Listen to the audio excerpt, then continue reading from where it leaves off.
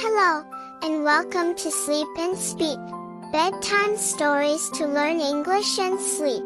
Get cozy, close your eyes, and let's begin. Today's story is called The Bear Who Liked to Bake Bread.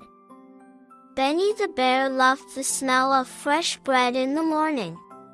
He mixed flour, water, and honey with big, gentle paws.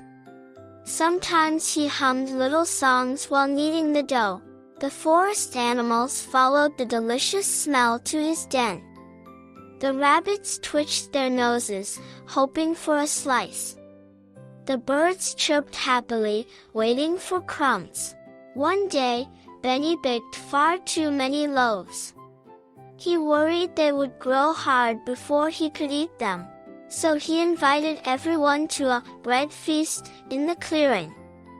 The fox brought butter, the squirrels brought nuts, and the bees brought honey. Together they shared the bread, laughed, and told stories. That night, Benny's heart felt as warm as his oven. He realized that bread was best when shared with friends. From then on, he baked not just for himself, but for everyone. Benny the bear said, "Food always tastes better when sharing." The end. Good night, dream well, and see you tomorrow.